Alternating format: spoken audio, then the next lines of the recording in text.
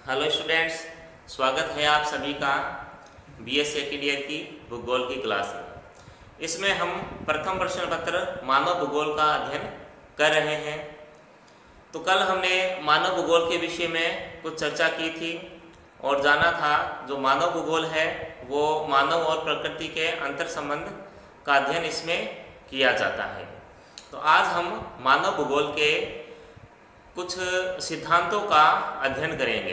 ये जो 3 सिद्धांत हैं मानव भूगोल के, ये बहुत ही अधिक महत्वपूर्ण है।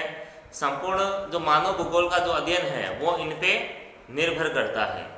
तो इसमें जो पहला नियम है वो है क्रियाशीलता का सिद्धांत या परिवर्तन का सिद्धांत। इसे भी आगे 3 भागों में बांटा गया है: भौतिक शक्तियाँ, जैविक शक्तियाँ और मानव शक्ति। भौतिक शक्ति को भी 3 भागों में बांटा है कि पृथ्वी की आंतरिक शक्तियाँ, सौर ऊर्जा और गुरुत्वाकर्षण शक्ति। उसके बाद दूसरा सिद्धांत है पार्थिव एकता या अंतर संबंध का सिद्धांत। तीसरा है क्षेत्रीय विभेदीकरण या क्षेत्रीय विविधता का सिद्धांत। तो ये जो 3 सिद्धांत है ये बहुत ही अधिक महत्वपूर्ण सिद्धांत है मानव भूगोल के। अब इन सिद्धांतों में क्या है, ये क्या बताना चाह रहे हैं, इसका हम विस्तार से अध्ययन करेंगे। तो पहला जो सिद्धांत है ये है क्रियाशीलता का सिद्धांत या परिवर्तन का सिद्धांत।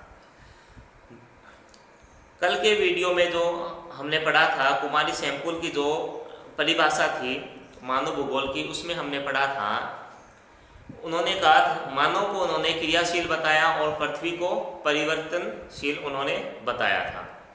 इस सिद्धांत का यह अर्थ है परिवर्तन का सिद्धांत, क्योंकि जो प्रकृति है, जो मानव है, या यूं कहें जो संपूर्ण ब्रह्मांड है, ये स्थिर नहीं है, परिवर्तनशील है। इसमें जो परिवर्तन निरंतर होता रहता है।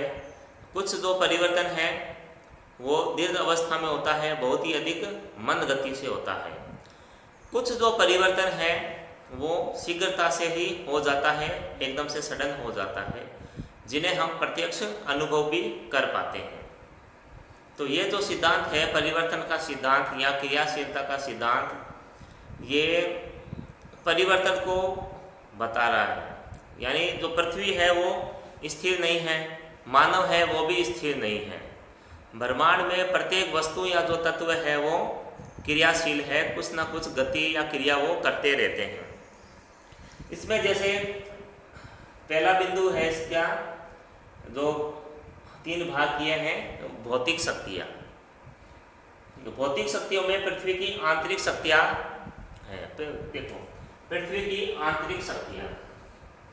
अब पृथ्वी की आंतरिक शक्तियों के विषय में हमने फर्स्ट ईयर में जानकारी प्राप्त की थी। पृथ्वी की आंतरिक शक्तियों में जैसे हमने पढ़ा था अंतर्जात बल है जो पृथ्वी को प्रभावित करते हैं। अब इसमें देखो भूकंप और ज्वालामुखी।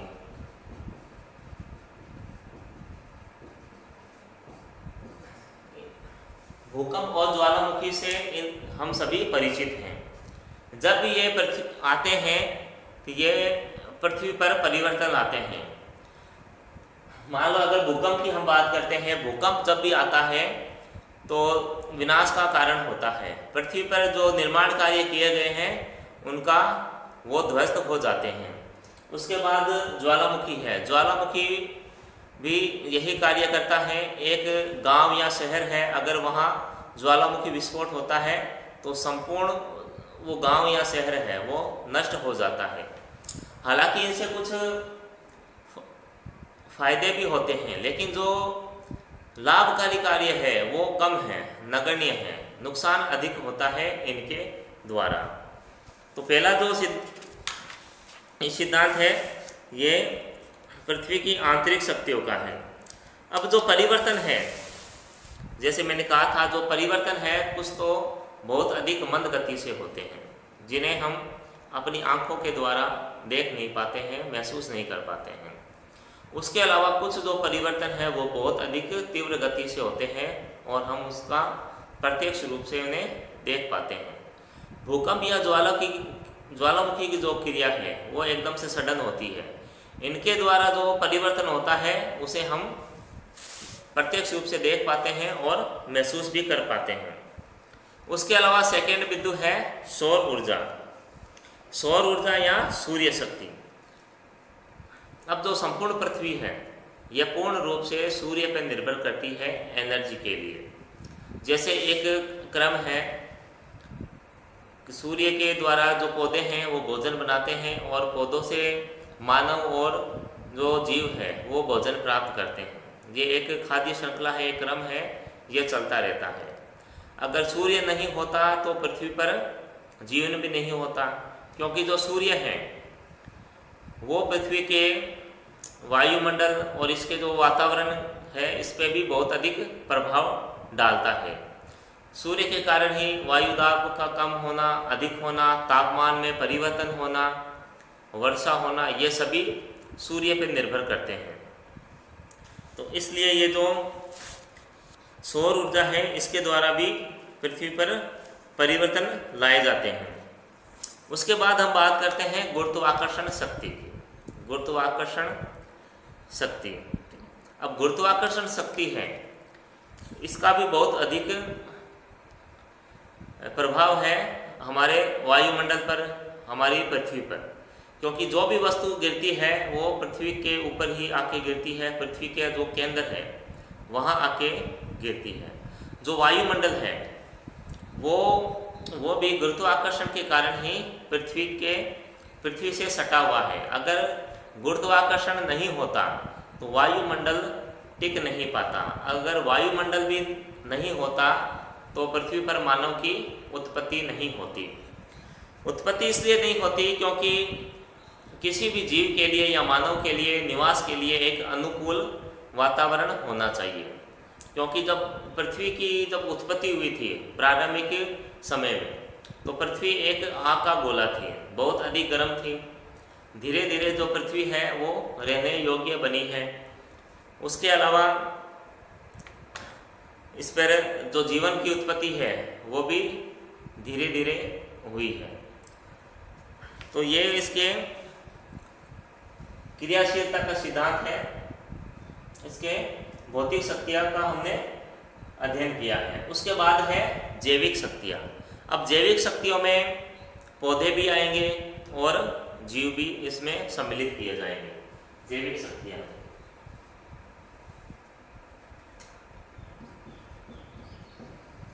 पौधे और जीव, ठीक है। मानव को नहीं करेंगे क्योंकि मानव का अलग से दे रखा है इसमें बिंदु। तो जैविक शक्तियों में पौधे और जीव जंतु को इसमें हम सम्मिलित करेंगे। सबसे पहले बात करेंगे पौधे की। अब देखो पौधे किस तरह से परिवर्तन लाते हैं। अब कई बार हम देखते हैं चट्टानों के बीच में भी जो पौधे हैं वो उग जाते हैं, जो वनस्पति है वो उग जाती है। तो वो वनस्पति क्या करेगी, फिर अपने जड़ों के द्वारा उस चट्टान को तोड़ेगी, उसे कमज़ोर करेगी। चट्टान जब टूटेगी, चट्टान टूटेगी तो चट्टान के टूटने के कारण मिट्टी का निर्माण होगा। चट्टान के टूटने के कारण मिट्टी का निर्माण होगा और जो मिट्टी होती है वो फसल और पेड़ पौधों के लिए उपयोगी होती है। क्योंकि जब जो मिट्टी है, जो मृदा है वो उपजाऊ होगी तभी उसमें फसल है वो उग पाएगी। जब अब बात करते हैं जीवों की। अब जीव किस तरह से परिवर्तन आते हैं, देखो जो जीव होते हैं, कुछ जो जीव है अपने पैर है जो खुर के द्वारा जमीन को या चट्टानों को तोड़ देते हैं। कुछ जीव है वो पृथ्वी में बिल बना के रहते हैं, जैसे चूहे हैं ये बिल बना के रहते हैं। तो ये भी जो चट्टान या पृथ्वी है उसे कमज़ोर करते हैं और उसे खोदते हैं, जिससे पृथ्वी पर या प्रकृति में परिवर्तन आता है। उसके बाद हम मानव शक्ति की बात करेंगे। मानव शक्ति से सभी परिचित हैं और मानव ने पृथ्वी पर बहुत अधिक परिवर्तन ला दिया है अपने ज्ञान से, अपने कौशल के द्वारा। जहाँ कहीं भी, जैसे उदाहरण के लिए, जैसे अब सड़क का निर्माण करना है, सड़क या बांध का, सड़क या बांध का जब निर्माण करते हैं तो मान लो अगर कोई पहाड़ है या वन है, ठीक है, उनको मानव सबसे पहले हटाता है, ठीक है। अब पहाड़ है, वन है, इनको हटाने के लिए मानव मशीनों का उपयोग करता है और वहाँ पर सड़क या बांध का निर्माण कर देता है। तो ये एक परिवर्तन है। हालांकि ये मानव के लिए हानिकारक है, क्योंकि वनों को नुकसान पहुँचाना या पहाड़ों को हटाना ये मानव विनाश का कारण है। लेकिन यहाँ बात हम केवल परिवर्तन की कर रहे हैं, क्योंकि जो सिद्धांत है वो क्रियाशीलता का सिद्धांत या परिवर्तन का सिद्धांत हम पढ़ रहे हैं। तो मानव नदियों से सिंचाई के लिए नहरें निकालता है, नदियों पर पुल बनाता है, भूगर्भ में छिपे हुए जो खनिज पदार्थ हैं उन्हें खोदकर बाहर निकालता है, गांव और नगर की स्थापना करता है। मान लीजिए कोई गांव है,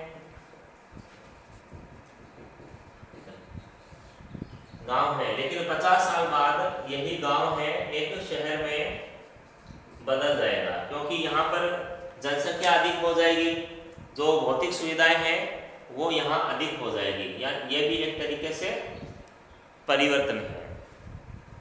उसके बाद हम बात करेंगे पार्थिव एकता या अंतर संबंध का सिद्धांत। पार्थिव एकता या अंतर संबंध का सिद्धांत। पार्थिव एकता या अंतर संबंध का सिद्धांत, यह सिद्धांत का अर्थ है, यानी जो प्रकृति है उसमें जो भौगोलिक तथ्य, चाहे वे भौतिक हो या सांस्कृतिक, जड़ हो या चेतन, वे सभी एक दूसरे से अंतर संबंधित होते हैं। जैसे अध्यापक और छात्र, ठीक है, ये भी एक दूसरे से अंतर संबंधित होते हैं, यानी ये सभी एक दूसरे पे निर्भर करते हैं। ऐसा कोई भी व्यक्ति या तत्व नहीं है जो किसी पर अंतर संबंधित ना हो। प्रत्येक को किसी न किसी की आवश्यकता होती है या उसका निर्माण होता है। देखो, इसमें एक उदाहरण के द्वारा हम देखते हैं पार्थिव एकता या अंतर संबंध का सिद्धांत में। इसमें हम देखो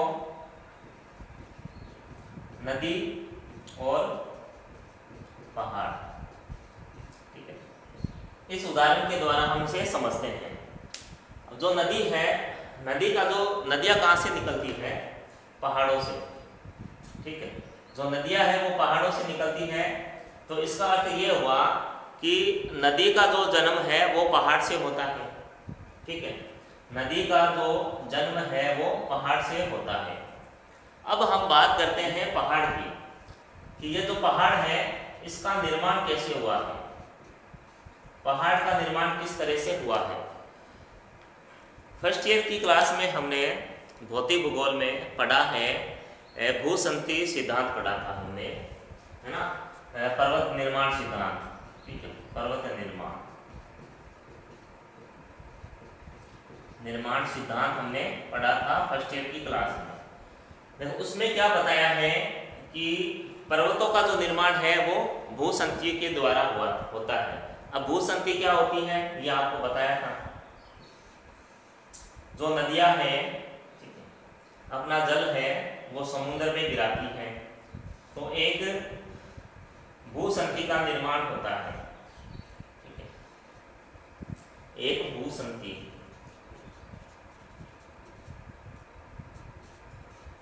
एक भूसंतति का निर्माण होता है। अब भूसंतति का निर्माण कहाँ हो रहा है? सागरों में हो रहा है। किसके द्वारा हो रहा है? नदियों के द्वारा। यानी जो नदियां हैं वो सागरों में जल गिरा रही है, और नदियों के जल के साथ अवसाद होते हैं, कंकर, पत्थरी, मिट्टी, पत्थर, ये नदियाँ अपने साथ बहा के लाती है और एक भूसंधि का निर्माण होता है। जब इस भूसंधि में संपीड़न होता है, संपीड़न जब बल कार्य करता है तो पर्वत का निर्माण होता है, पर्वत निर्माण। तो इसका अर्थ यह हो गया कि नदी के द्वारा पहाड़ का निर्माण हुआ है और पहाड़ों से नदी प्रवाहित होती है। इस तरह से ये एक दूसरे से अंतर संबंधित होती है, और यही पार्थिव एकता का सिद्धांत है। उसके अलावा एक और उदाहरण लेते हैं जलवायु का। अब जो वनस्पति है, जो वनस्पति होती है वो पूर्ण रूप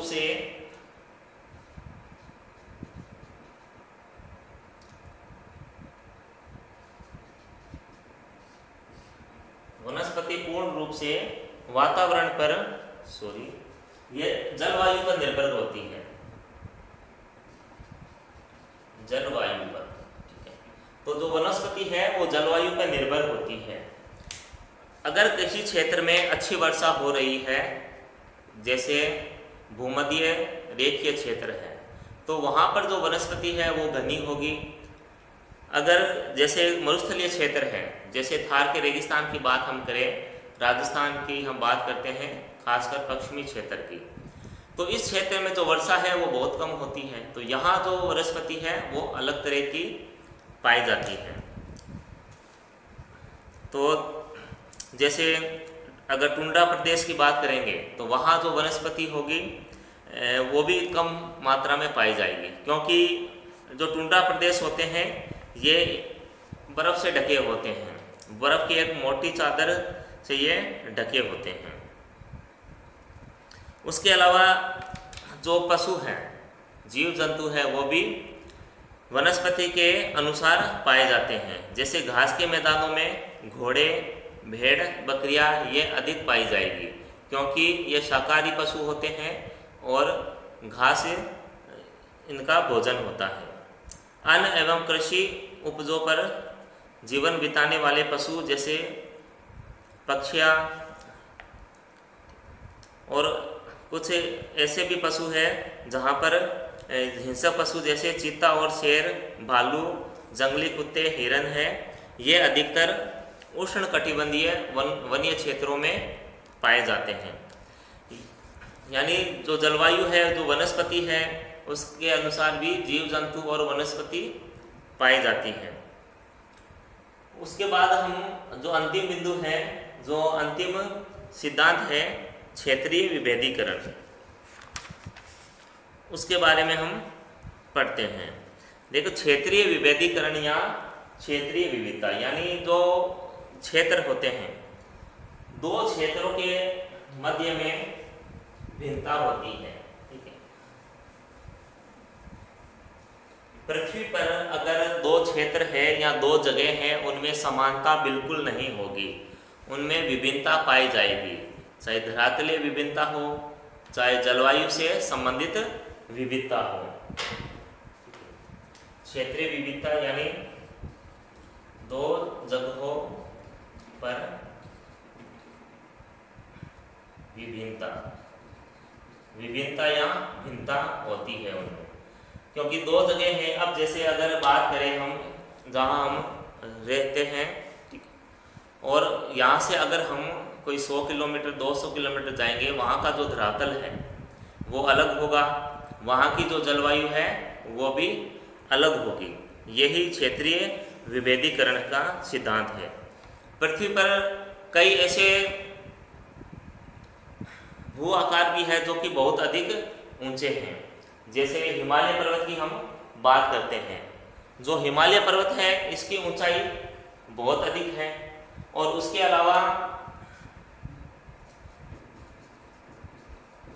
अलावा देखो फिर उत्तर का मैदान,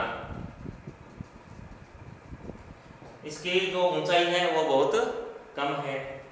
उसके बाद आता है ये दक्षिण का पठार आ गया। अब ये जो भू आकृति है ये भी अलग तरह की है। इसके बाद देखो समुद्र आ जाता है, हिंद महासागर। तो स्थलाकृतियां क्या है वो बिल्कुल भी समान नहीं होती है। जो भी अलग अलग स्थलाकृतियां अलग अलग क्षेत्रों में पाई जाती है। और जो जलवायु है, जलवायु के जो तत्व है जैसे तापमान, वर्षा, वायु दाब, आर्द्रता, ये भी एक समान नहीं होती है। अलग अलग क्षेत्रों में अलग अलग तापमान, वर्षा पाई जाती है। अब जैसे उदाहरण के लिए अगर राजस्थान की हम बात करते हैं, राजस्थान में अगर हम वर्षा की बात करेंगे तो सबसे अधिक वर्षा देखो जो जिला है झालावाड़, यहाँ सबसे अधिक वर्षा होती है राजस्थान में। अगर स्थान की बात करें तो वो है माउंट आबू, यहाँ सबसे अधिक वर्षा होती है। कम वर्षा होती है जैसलमेर। अब देखो राज्य एक ही है राजस्थान, ठीक है, लेकिन भिन्नता देखो इनमें। सबसे अधिक जो वर्षा है वो झालावाड़ में होगी और सबसे कम वर्षा है वो जैसलमेर जिले में होगी। तो इस तरह की ये विभिन्नताएं हैं ये पाई जाती हैं। और वनस्पति का जो निर्माण है वो भी जलवायु पर निर्भर करता है। ये बताया था आपको कुछ देर पहले ही। जहाँ अधिक वर्षा होगी वहाँ घने वन पाए जाएंगे, जैसे भूमध्य रेखीय क्षेत्र हो गए। उसके अलावा कुछ ऐसे स्थान हैं जो बहुत अधिक ठंडे रहते हैं, जैसे टुंड्रा वनस्पति है या टुंड्रा क्षेत्र है जहाँ एस्किमो जनसंख्या निवास करती है। उसके अलावा कुछ ऐसे स्थान हैं जो बहुत अधिक शुष्क होते हैं और गर्म होते हैं। इसमें जैसे सहारा रेगिस्तान, कालाहारी, थार मरुस्थल और जो ऑस्ट्रेलियाई रेगिस्तान। तो कोई भी मतलब कि जो धरातल है उन सभी में विभिन्नता है। अब जैसे स्थल और जल, स्थल और जल की बात करते हैं तो इनमें भी विभिन्नता है। अब स्थल तो है मात्र 30% और जल पाया जाता है 70% भाग पर। तो स्थल और जल में भी विभिन्नता पाई जाती है। यानी पृथ्वी पर स्थित प्रत्येक जो क्षेत्र है, जो जगह है, वो उनमें विभिन्नता पाई जाती है। एक क्षेत्रीय विभेदीकरण पाया जाता है, एक क्षेत्रीय विभिन्नता है उनमें पाई जाती है। तो ये मानव भूगोल के 3 मुख्य सिद्धांत थे। और मूल जो तथ्य यही है कि जो प्रकृति है वो स्थिर नहीं है, परिवर्तनशील है। जिस तरह से जो मानव का जन्म होता है, मानव के जन्म और मरण की कुछ अवस्थाएं होती है, जैसे बाल्यावस्था,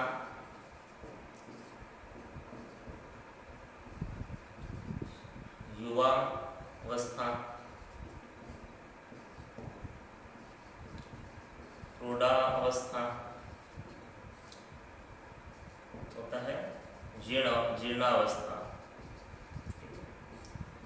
उसके बाद जो मानव है वो समाप्त हो जाता है।